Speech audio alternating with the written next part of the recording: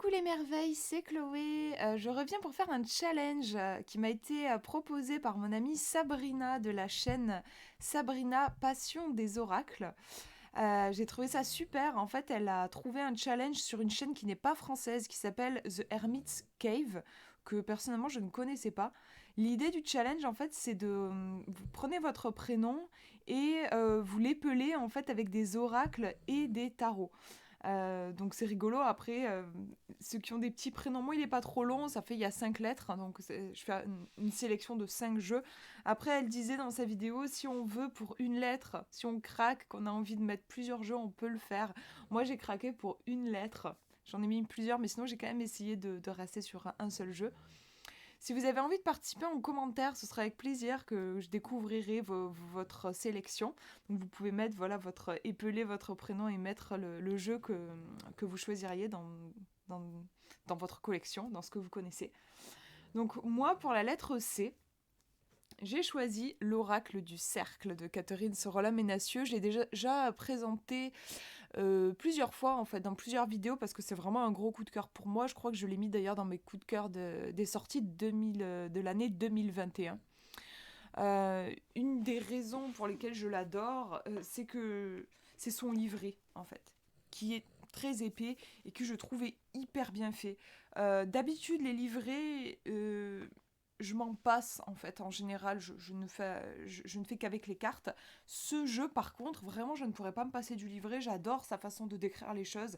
J'adore les conseils qu'elle propose. C'est toujours bienveillant déjà, mais aussi toujours. Je trouve qu'elle a une approche qui est très spirituelle, qui me parle beaucoup. Vraiment, j'adore. Vous voyez que c'est un jeu après où il y a du texte, hein.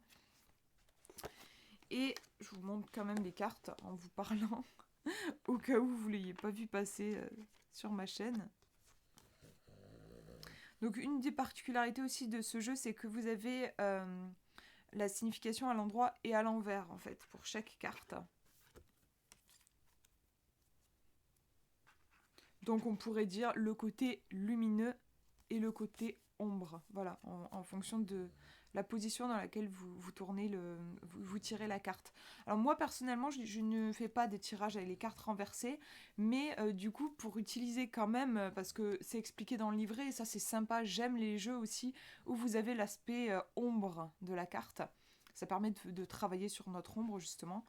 Et du coup, moi, ce que je fais, quand je fais un tirage, en fait, je vais poser l'intention de base. Donc, par exemple, là, qu'est-ce qui est bloqué, qu'est-ce qui ne fonctionne pas correctement, entre guillemets. Par exemple, je prends celle-ci.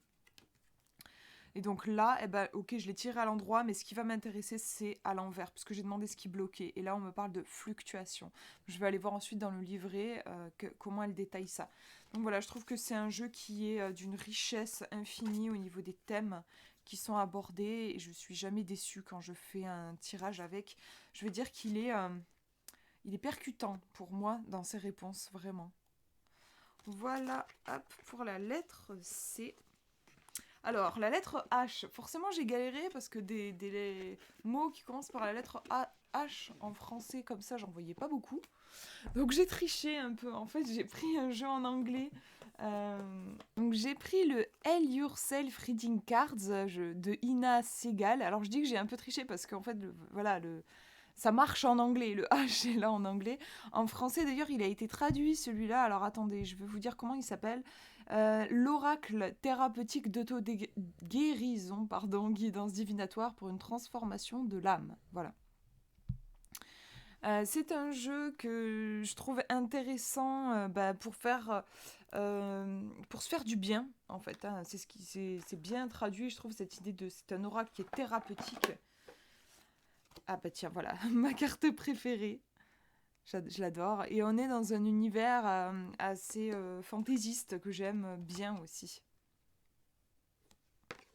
Moi, j'ai pas la version française. Pour le coup, je suis restée avec ma version anglaise parce que je trouve que les textes sont assez faciles à comprendre. Trop trop jolie celle-là, j'adore. Donc c'est un oracle que j'utilise vraiment, oui, pour un travail de guérison. Enfin, je veux dire, c'est pas un jeu qui va être utile pour moi. Ouais, il va pas répondre à toutes les questions clairement, mais il va être là si je me sens un peu pas dans mon assiette, que je comprends pas trop ce qui se passe, que j'ai besoin de réconfort, que voilà, je vais Je vais l'utiliser à ce moment-là. Hop. Je vous montre un dernier. Vraiment, je trouve que les cartes sont vraiment magnifiques et j'adore l'univers dans lequel ils nous plongent. Allez, encore une autre. Ça raconte des histoires, en fait. On a l'impression, enfin moi j'ai l'impression de voir des illustrations d'un roman de fantasy. Donc ouais, je peux facilement rentrer dans la carte et imaginer tout le contexte. Pourquoi est-ce que cette jeune femme est assise sur son lit avec son violon? Est-ce que, je sais pas, elle a prévu de jouer une musique, genre une sorte de sérénade à son amoureux, je sais pas, c'est le truc qui me vient. Et puis, en fait, là, elle flippe, elle a un petit peu peur. Enfin, voilà, en fait, je trouve qu'on peut raconter des histoires, j'aime bien. Hop. Donc voilà pour le H. Alors, le L. Le L, c'est là que j'ai pris 2 oracles. J'ai pris l'oracle L'Absolu, d'Ange de Gaïa, illustré par Gabriel Leroy, qui est vraiment magnifique. J'aime, je sais pas, c'est bizarre, hein, mais ce jeu, j'aime le tenir comme ça. Sa boîte, elle a quelque chose qui me rassure. Je sais pas pourquoi, c'est marrant. Elle est peut-être, je sais pas, j'allais dire un peu plus lourde que la plupart des boîtes que j'ai. Et ça me rassure, en fait. Il y a un truc, je me sens contenue par ce jeu. Donc déjà, j'adore le dos. Je trouve vraiment magnifique. J'aime aussi la qualité des cartes, c'est un plaisir de les brasser, juste être en contact avec le jeu, c'est un vrai plaisir. J'aime aussi le fait qu'en fait vous avez plusieurs mots aux 4 coins et en fait c'est rattaché à un tirage qui est expliqué dans le livret. Alors je me rappelle plus, mais vous avez par exemple en gros, non, je vais dire des bêtises si j'invente, donc je vais essayer de retrouver le truc pour pas vous dire de bêtises justement. Alors, les mots aux 4 coins de la carte se rapportent à l'emplacement de la carte. Par exemple, voilà, numéro 1, c'est ça. Je vais vous montrer. En haut, là, le conflit, ça signifie la situation que vit le consultant actuellement. Numéro 2, donc combativité. Je vais vous montrer en même temps, en fait, ce sera plus simple. Enfin, comme ça, vous voyez.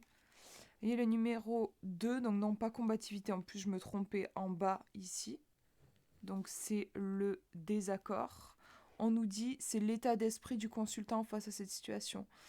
Voilà, en fait, du coup, vous pouvez faire un tirage à 4 cartes et en fonction de l'emplacement de la carte, ça va vous guider et vous allez savoir quel est le mot en particulier que vous allez lire. Donc, par exemple, si la carte, celle-ci, je l'ai tirée dans la position numéro 4, eh ben, je vais aller lire le numéro 4 ici. Donc, ça me parle d'affrontement et on me dit c'est l'issue potentielle à cette situation grâce à la ressource mise en avant par le consultant.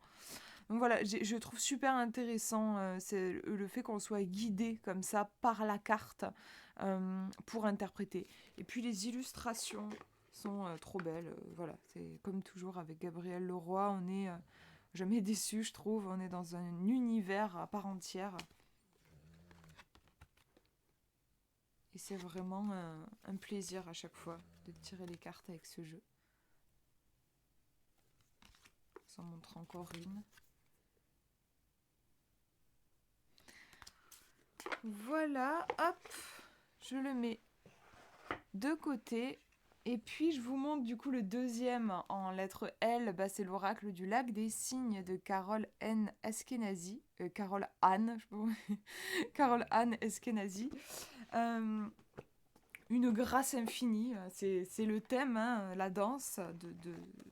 Ce jeu est basé sur le lac des cygnes, mais vraiment il est trop trop beau. Enfin, moi j'adore. Il est d'une délicatesse. Il a quelque chose, comme je disais dans la vidéo de présentation, presque on dirait je sais pas que. Ça me rappelle le cristal, en fait. Les illustrations me rappellent quelque chose de cristallin. C'est vraiment. Tout est d'une grande finesse. Les messages sont hyper travaillés.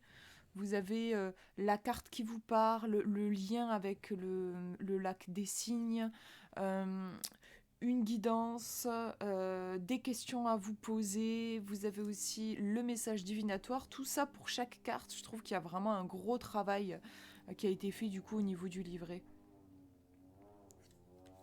Désolée, peut-être que vous entendez un bourdonnement dehors. Donc voilà, vraiment un gros coup de cœur pour moi, en plus avec de belles tranches bleues. Il est vraiment trop trop beau. Hop. Alors, ensuite, le haut. Alors, le haut, j'ai pris l'oracle de la Dame de l'Ombre. C'est vraiment un chouchou pour moi. Alors, je crois qu'il est plus... c'est un jeu qui a été auto-édité. Je crois qu'il est plus présent sur... Moi, je l'avais acheté sur la boutique Etsy. Il n'y est plus parce que je voulais présenter, je crois, pour mes coups de cœur 2021 à pas mal d'entre vous qui me disaient ouais, je veux le trouver, je le trouve plus. Et ouais, malheureusement, peut-être qu'il n'est plus édité. C'est dommage parce que, alors vraiment, moi, je l'adore. J'aime le fait aussi qu'il soit tout petit, qu'on puisse l'emporter partout. Et je trouve les symboles très poignants, en fait. Très bien choisis. Il répond super bien à mes questions. Il est efficace, en fait. Pour moi, ce jeu, il est clair et efficace. On est dans un univers qui rappelle un peu les cabinets de curiosité, je trouve.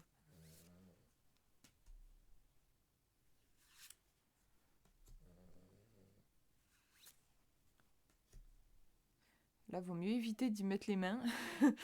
On sent bien le côté piquant, mordant même de la situation. Donc voilà pour ce jeu. Hop, et puis le dernier. Le E de Chloé. Le L qui pour moi c'est vraiment un jeu que j'adore. Pour moi c'est une des plus belles boîtes que j'ai aussi. Je le trouve vraiment magnifique cette boîte. Des fois je passe devant mon étagère et juste je suis émerveillée de voir la boîte du jeu. Rien que la boîte du jeu je suis à fond en fait. C'est un jeu, bon, comme son nom l'indique, elle qui, c'est des portraits féminins en fait. On n'a que des femmes dans ce jeu. Des femmes vraiment magnifiques. Donc le jeu est en anglais. Hein. Ça peut prêter à confusion parce que le elle qui, ça pourrait ressembler à. Voilà, c'est du français, mais non. En fait, le jeu n'est pas français. Il est en anglais. Donc à chaque fois, vous avez celle qui, par exemple, elle qui est surprise.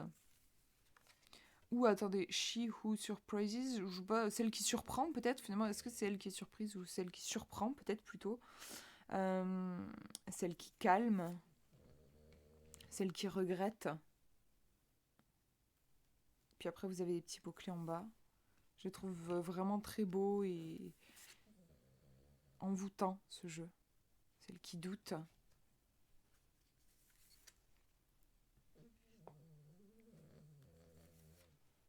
Ah bah tiens, je vais finir sur celle-ci parce que j'adore forcément. Celle qui crée. Donc chaque fois, vous avez son petit nom, Chiala. Créativité, originalité, spontanéité. Un petit côté chaman, j'ai l'impression qu'elle a un tambour ici. Ouais. Et ce que j'apprécie aussi dans ce jeu, c'est que dans le livret, vous avez des questions à vous poser. J'aime bien les jeux qui font ça. Ça permet de travailler un peu en développement personnel aussi. Voilà pour ma sélection. Ben, n'hésitez pas à partager aussi en commentaire du coup vos coups de cœur avec les lettres de votre prénom. Je vous fais de gros bisous. Prenez bien soin de vous.